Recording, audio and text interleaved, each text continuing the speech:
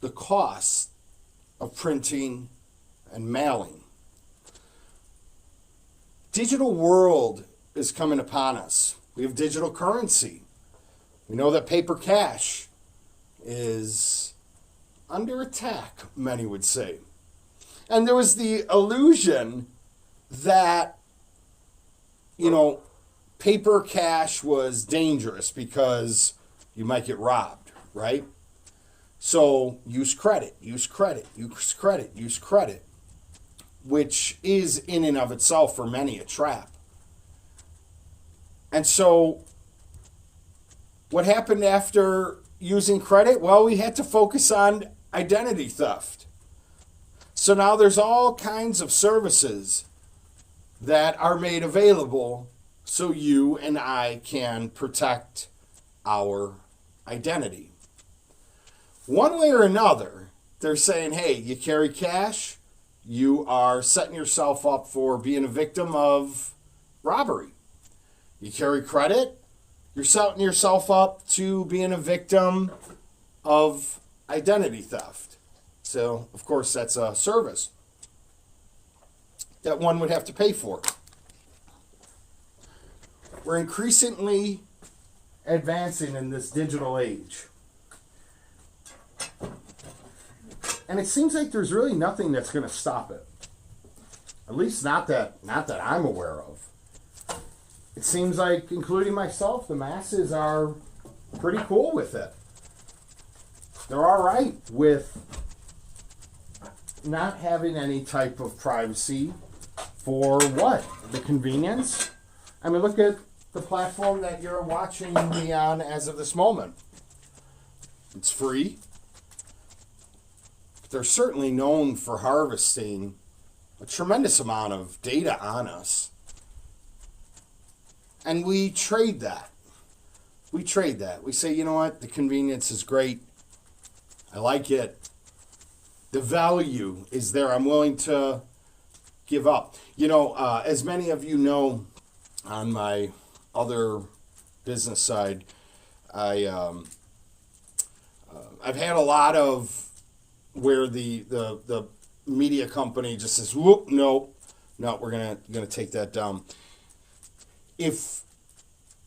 I could say personally, I've learned and have experienced, and many of you have as well, and if you haven't, it's gonna happen in the near future, because remember, AI is at its lowest point right now, only getting smarter, that every action that we are taking using our smartphone, every action, every click that we're putting on our computers, all of it is being organized and identified, and categorized, and it's creating a profile of me, very, very specific of me and of you. And many say that these social companies know you better than you know yourself. And it's because it's the amount of data that we're pushing into it, the amount of data that we are making available for them to make a study and create a social profile. And this is not outlandish. This is not unheard of. This is not the future. This is happening right now. And it's in fact been happening for many years. If you think about every time you interacted with, every time you sent a message, every time you have identified your stance on a certain topic, your opinion on a certain topic, your enjoyment of a certain topic, it's all being compiled together and creating a digital you. It's in fact right now available, although you're watching the real Paul, but very near future, you're not going to be able to tell the difference between the real Paul and Paul's clone. See, each and every one of us are going to be able to have a clone of ourselves. It's going to sound like us. It's going to look like us. It's going to speak in the mannerisms that we speak. And have hand gestures in the way that we operate. Because each and every video, each and every like, each and every watch, each and every interaction, each and every correspondence that is set is creating this digital clone of you. And it's funny because right now I'm taking my time, I'm talking, going off the cuff. You can see I have no script or anything of that nature. But these clones of us are going to, in fact, for example, in my case, being a creator here on social, it's going to do the work for me. It's going to be accurate enough to be able to talk like me, think like me, give answers like me, and it's going to be able to do the same for you. I think it's going to be quite difficult to tell whether or not, and it's quite possibly already here, whether or not a address from DC from a elected official is real or not. It's already available where one could have a clone take care of that situation and do it better than the actual human. And that's, I think, something that people really don't take into consideration. And that's, we are no longer the top dog. We are quickly losing that position, and the gap is widening significantly. How do you beat a mathematical equation? Because that's really all AI is. It's a mathematical equation. And numbers, as we all know, don't lie. So as these things advance, I think it's pretty important for people to really consider their economic position in life, their job status. I think it's really important for people to consider their ownership of maybe land or stocks, or ownership of physical assets like precious metals. I think one may want to consider what they are going to continue to put out there in the digital world, because it's going to make up your overall profile. And your clone is going to act like you. And there may be a point that we are embarrassed of our clone. And I kind of find it quite fascinating. We're encroaching on very, very interesting times. Like something we've never witnessed in the history of man. And we're at the tip of the iceberg. You know, it's funny, the wife and I will talk about times past, you know, when there was no cameras, or they were just basically non-functioning. There was no fingerprint readers. There was no iris scans. There was no identifiers of our faces, you know, structure of our face. And today, that's all changed. Many say it was a simpler time, but you got to admit today is quite a convenient time. For some, it may cause added stress, right? Constantly having that overload of information. Remember back in the day, the TV, on-the-air TV would shut off, I think, at midnight. Then you had 24/7 cable news, this constant inundation of information. And now, it's funny, sometimes I'll be sitting on the couch and I'll see the TV screen is on, playing, you know, stock market, Bloomberg, something like that. And then I have one in my hand where I'm scrolling to see, maybe how my posts are doing on my business pages, and really just constantly inundated, overwhelmed with information. Many like it. I do. I like it. I think it's quite fascinating to be aware of, and having instant access to information coming from around the world.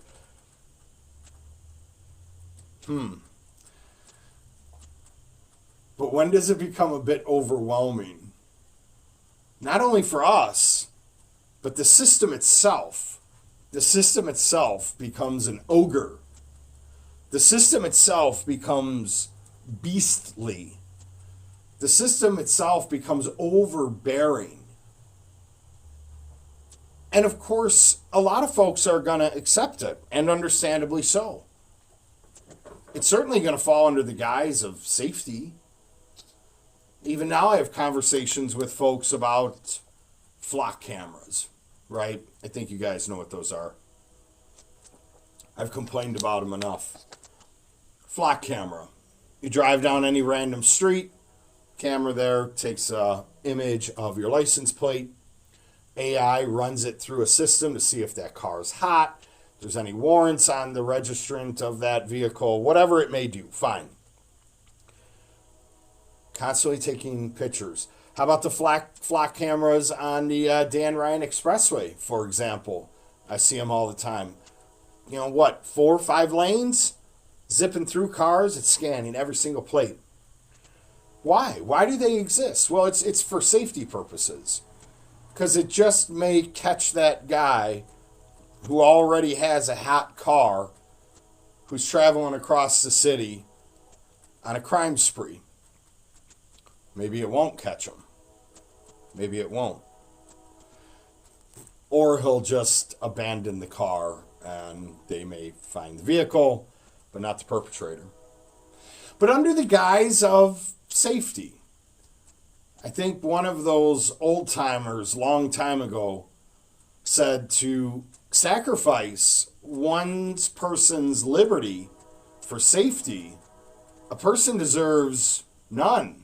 They don't deserve the liberty. They don't deserve the safety.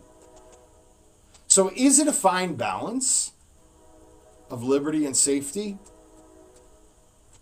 Or are we on a path of being such a safe society, consumed with hypersensitive safety, that every action, every watch, like, correspondence, every single bit of it is creating a profile. And one day says, hey, this profile is a little edgy for me. We're going to go ahead and send a humanoid social worker to knock on your door to make sure that you're okay. And don't worry about it, because there's some sworn humanoid robots working for an agency, maybe municipal, maybe a federal agency, that if that humanoid social worker robot doesn't quite feel that you are doing all right, they're going to send in the pack. And again, if a person becomes combative with that law enforcement humanoid tech team, can the robot say it is in danger and needs to defend itself at great lengths, including the use of the pew-pew? I don't know. I can see it coming. Why? Because these things are going to be quite expensive for the taxpayers to pay for. And how will they justify putting just enough compliance in a person unless they're capable of saying, hey, you take it this far, the humanoid is going to take it further. The use of force continuum, will that apply? Will that apply to the future?